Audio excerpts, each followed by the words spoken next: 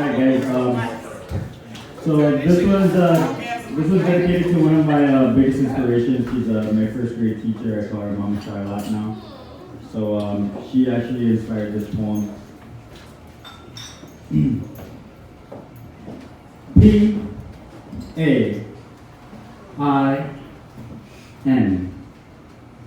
P is for pain, or P-A-I-N, and P-A-I-N is to pursue all inner needs. It is to partake in the act of individual nourishment and to pay attention to your inner nature. Pain is a product of all who are in need, and yet some also say that it's just weakness leaving the body. All I know is that the pain I feel when I wrap my palm around my pen and paste the pages with this black ink, writing down what I think is the kind of pain that will allow me to pursue all inner needs.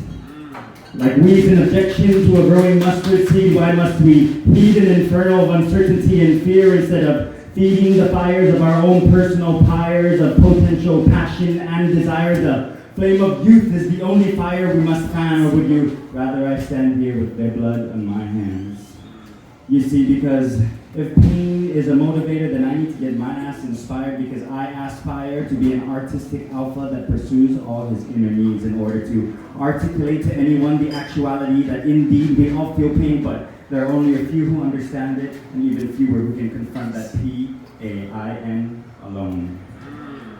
A is for awareness, to be mentally present in your endeavors, whether you realize it or not, or whether you've even given enough thought as to what your inner needs might be. And to be aware is to be attentive when time is ticking, and pensive when it seems to stand still. It's a promise to always integrate what's new and not pander to arrogant, inadequate narcissists that insist that solutions are served with clenched fists. I'm pissed that we too often misplace our pain, and instead of pursuing all inner needs like we need to, we give power to antagonists to implement social norms. We reform, no, deform the foundations of our virtues with this path of afterthought and imitation night terrors, leading to a place where antiquity is as irrelevant as the new you.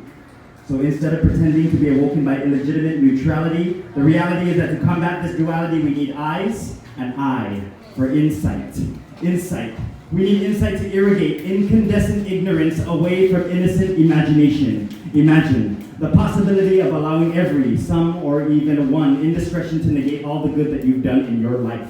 And by instigating these improper ideas, we've idealized the placement of faith in one incredible notion, and that's the notion that pain is something to be afraid of. But it is to be intimidated by entitlement and to irresponsibly propagate anger by inviting negativity. Instead of practicing how to impress people in public, we should practice how to be aware even in the middle of nowhere. Pain is when paranoia leads to an inability to negotiate in a give and take relationship, like taking sips with loose lips that don't really sink ships but show concern. That stems from a yearning to learn, no, earn the truth, burn it into the back of your mind just to find that N is for no one can do it alone. And nobody knows the trouble that I've seen. But that's just my cynicism talking about loss, yes. The scene of losing someone so close that you close everyone off, steering side comments and serving them for supper. Cold shoulders and shakes are just desserts for deserters and flakes, so have your cake and eat it too, but know that to pursue all inner needs and stay true, you must promise to act in accordance with and not intentionally contradict nonfiction, for the night is not young, it is now.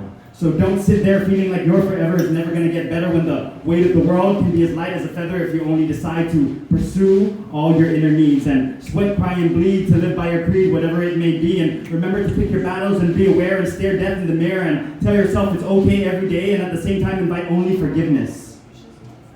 And be witness to other people's pain and pay attention to the nobodies, because nobody can do it alone. So when you're alone, walking down that road in the back of your mind, you need to mind your pain and pursue all inner needs.